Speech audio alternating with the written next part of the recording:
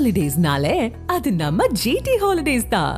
GT Holidays, South India's #1 travel brand. You know you are special when you're with GT Holidays. ஒன்றிய அரசின் budget பெரும் ஏமாற்றத்தை அளித்திருப்பதாக முதல்வர் மு.க. ஸ்டாலின் தெரிவித்திருக்கிறார்.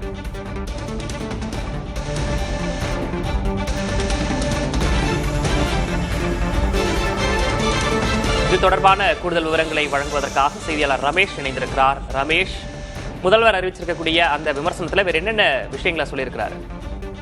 ஜல் ஜீவன் குடிநீர் திட்டத்தில் தமிழ்நாடு அரசு கோரியிருந்த 3112 கோடி ரூபாய் நிதி வழங்கப்படவில்லை என்று சொல்லியிருக்கிறார். அதே போல பல்வேறு விதமான திட்டங்கள், பிரதம மந்திரியுடைய சாலை மேம்பாட்டு திட்டத்தை செயல்படுத்துவதற்காக கடந்த நிதி அறிக்கையில் 19,000 கோடி ரூபாய் ஒதுக்குவதாக அறிவித்து தற்போது திருத்திய மதிப்பீட்டில் வெறும் 11,000 கோடி ரூபாய் மட்டுமே கொடுத்திருப்பதாகவும் சொல்லியிருக்காங்க. அதே போல PM இன்டர்ன்ஷிப் ஸ்கீம் திட்டத்தில் கடந்த ஆண்டு பட்ஜெட்ல 10,831 கோடி ரூபாய் ஒதுக்கினார்கள். ஆனால் தற்போது அந்த 526 கோடி என்று திருத்திய மதிப்பீட்டில் கொடுத்திருக்கிறார்கள். இது மிகப்பெரிய தோல்வியை இந்த திட்டம் தழுவி இருக்கிறதாக சொல்லியிருக்கிறார்கள்.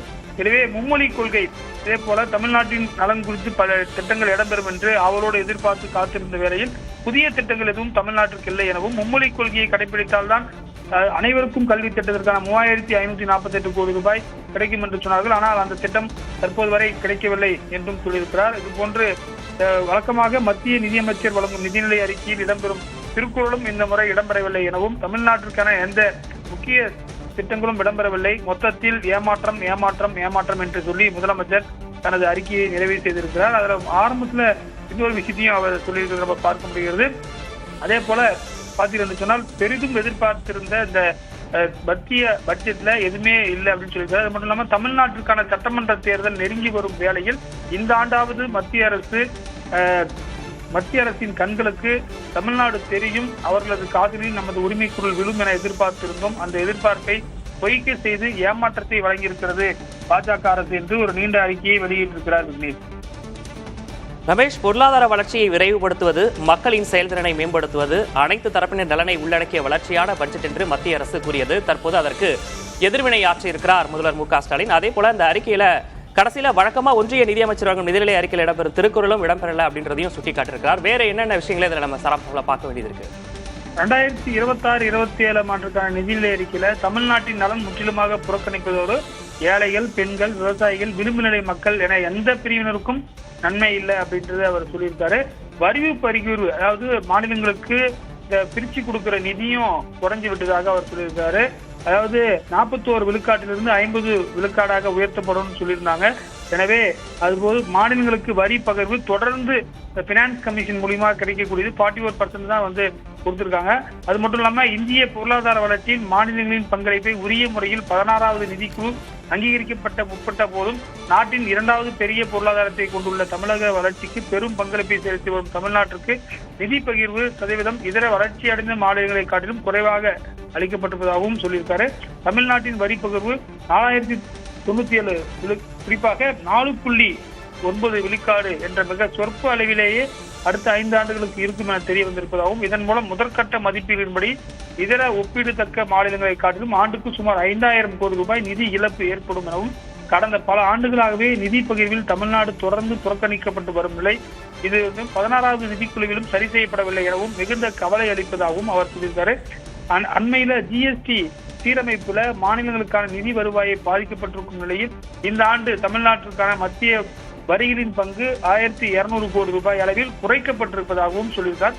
இதையெல்லாம் ஒரு 4 விஷயத்தை சொல்றாரு. ஒன்று ஜல் ஜீவன் திட்டம், இன்னொன்று அந்த SSS ஸ்கீம்ல 3,000 கோடி, அதே போல நிதி பகிர்வு குறைஞ்சிருக்கு, பினான்ஸ் கமிஷன் 16th பினான்ஸ் கமிஷன்ல கொடுக்க வேண்டிய அமௌண்ட் குறைஞ்சிருக்குன்னு ஒரு 6-7 முக்கியமான விஷயத்தை பட்டியலிட்டு இருக்காரு விக்னேஷ்.